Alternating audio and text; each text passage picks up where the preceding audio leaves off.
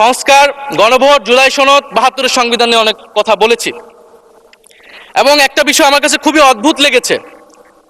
কিছু কিছু মাননীয় সংসদ সদস্য তারা ৭২-এর সংবিধানকে ৭১-এর সাথে মিলিয়েছে।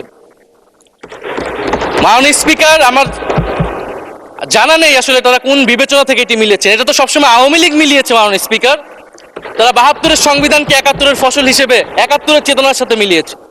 ৭২-এর মূলনীতিকে ৭১-এর মূলনীতি বলে ৭১-এর আদর্শ হিসেবে প্রচার করেছেন। আমরা তো সেটার বিরোধিতা করেছি মাননীয় স্পিকার সবসময়, এবং বিএনপির বহু নেতা এটার বিরোধিতা করেছে মাননীয় স্পিকার।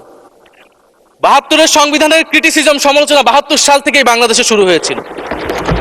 গত ১৬ বছর এই সমালোচনা তৈরি হয়েছিল। ৭২-এর সংবিধানের সমালোচনা মোটা দাগে তিনটি। প্রথমত, এই সংবিধান স্বাধীন বাংলাদেশের নির্বাচিত প্রতিনিধিরা প্রণয়ন করে নাই। আমি সরকারি দলের মাননীয় সংসদ সদস্য ব্যারিস্টার নওশাদ জমির সাহেবের সাথে, ওনার সাথে আমি সহমত পোষণ করে বলতে চাই, একটা স্বাধীন দেশের শাসনতন্ত্র রচনা করার অধিকার, সুযোগ সেই দেশের নির্বাচিত প্রতিনিধিদের হওয়া উচিত।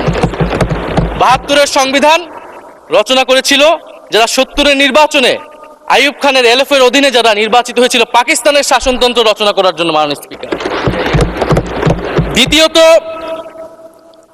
এই ৭২-এর সংবিধান ইনহেরেন্টলি এটা একটা আনডেমোক্রেটিক কনস্টিটিউশন। একজন ব্যক্তির হাতে সকল ক্ষমতা অর্পণ করা হয়েছিল মাননীয় স্পিকার।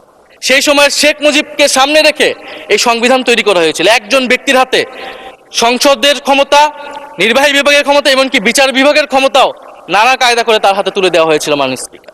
ফলে স্বৈরতন্ত্রের বীজ কিন্তু সেই ৭২-এর সংবিধান থেকে বাংলাদেশে শুরু হয়েছিল। এবং সবচেয়ে ইম্পর্টেন্ট, এই সংবিধান হচ্ছে মুজিববাদী আদর্শ দ্বারা রচিত হয়েছিল মাননীয় স্পিকার। ৭১-এর আদর্শ কিন্তু চার নীতি ছিল না মাননীয় স্পিকার। ৭১-এর আদর্শ ছিল সাম্য, মানবিক মর্যাদা, সামাজিক ন্যায় বিচার। ৭২-এর সংবিধানে এসে বলা হলো জাতীয়তাবাদ, বাঙালি জাতীয়তাবাদ, ধর্মনিরপেক্ষত্ব, গণতন্ত্র এবং সমাজতন্ত্র, এবং এটার বিরুদ্ধে বিদ্রোহ করেছিলেন মেজর জিয়াউর রহমান।